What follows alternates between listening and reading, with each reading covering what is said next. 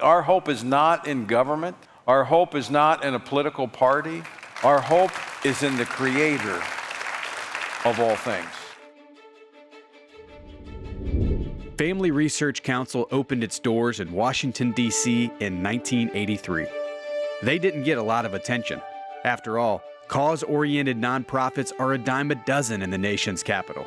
Most wither away over time, but not Family Research Council. FRC would prove to have a lasting influence on the affairs of the nation, growing into one of America's most creative and effective policy organizations.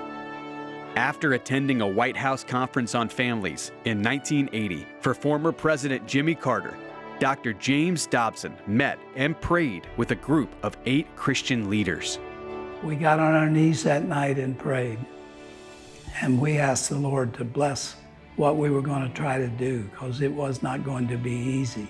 The voice of biblical truth as related to the family must be represented in this town. That was the beginning of the Family Research Council. From that beginning, Family Research Council's goal to counter the voices raised against life, family, and faith. A family is the oldest, most tested, and most reliable unit of society. It is divinely created and sustained, and yet there are those who are always tampering with its values and structure.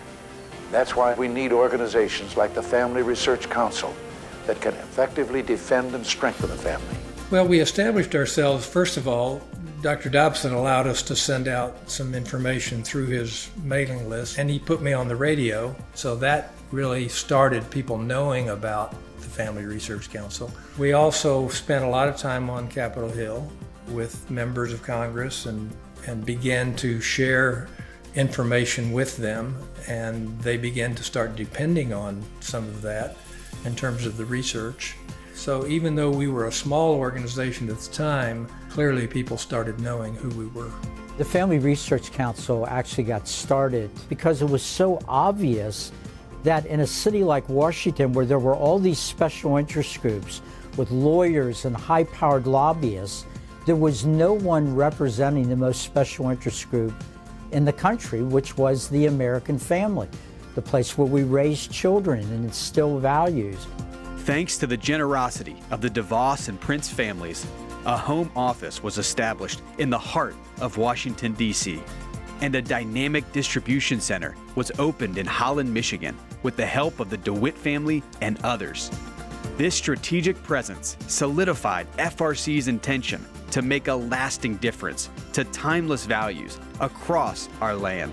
We said, we really should have somebody in Washington, D.C. right there so that they can go and talk with the representatives and the senators. Today, the Washington home at Gallery Place stands at the hub of a thriving city, a sign of our determination to preserve and advance the heritage of religious beliefs and family values handed down from generation to generation. In my speeches, I would talk about fighting for family, faith, and freedom. And Elsa very pointedly said to me at one point, Gary, those are all important, but faith in Jesus Christ is the most important thing of all. It should be faith, family, and freedom.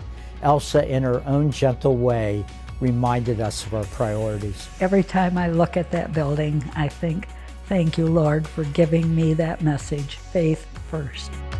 While FRC has sought to strengthen and defend the family for 40 years, President Tony Perkins brought the profound conviction that campaigns to protect the family and the church could not succeed without a renewal of cultural engagement among the church. My experience with pastors really began in Louisiana when I first introduced the covenant marriage law. And I tried to get pastors to speak to an issue that was clearly within the realms of the church, marriage. But there was this hesitancy to get involved in the process. So I invited them to come and pray. That's all I asked them to do was pray. And we saw some remarkable occurrences as they just came to pray. And so I came here with that understanding that yes, we've got these policy issues, yes, we've got these political issues, but behind them, as Paul said, we're not wrestling with flesh and blood. It's against principalities. It's against the spiritual forces of darkness. So how do we engage them? Well, we got to have the spiritual leaders.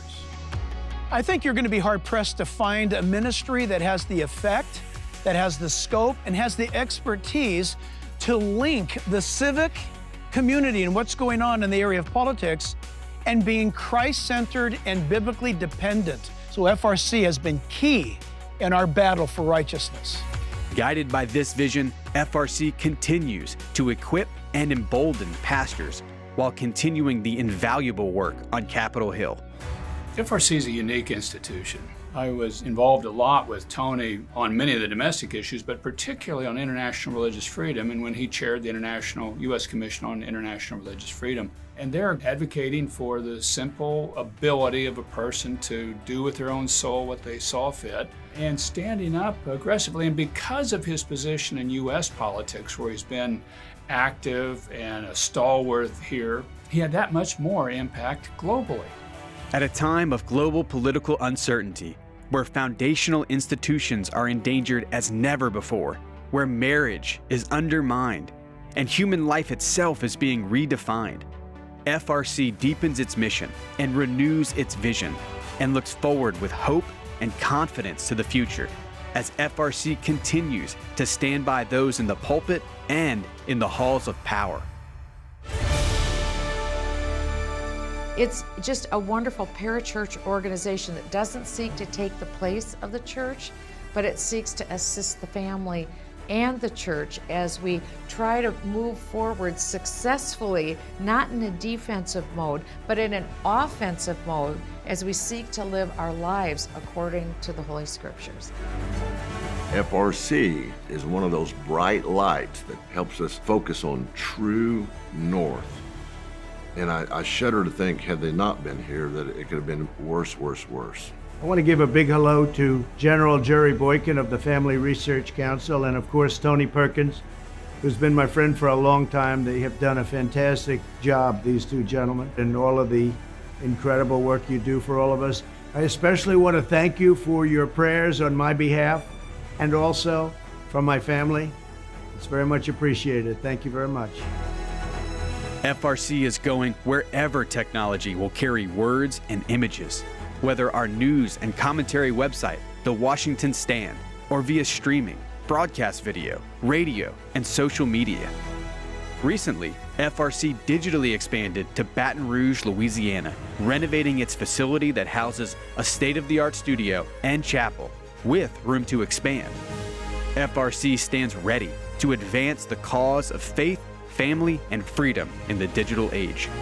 Thanks to the vision and dedication of its founders and leaders, past and present, along with the faithful prayers and generosity of its friends, today's Family Research Council continues to bring evidence and argument to the public square.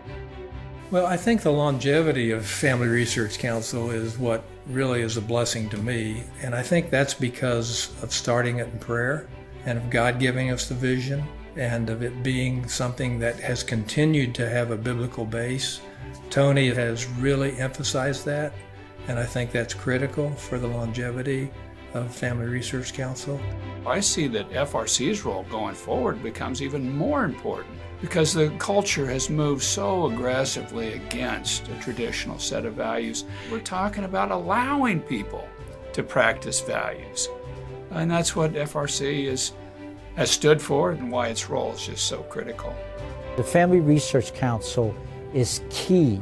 It's one of a handful of groups that I think will determine whether our children live in a country that enjoyed all of the freedom and all the opportunity that we enjoyed in this great land.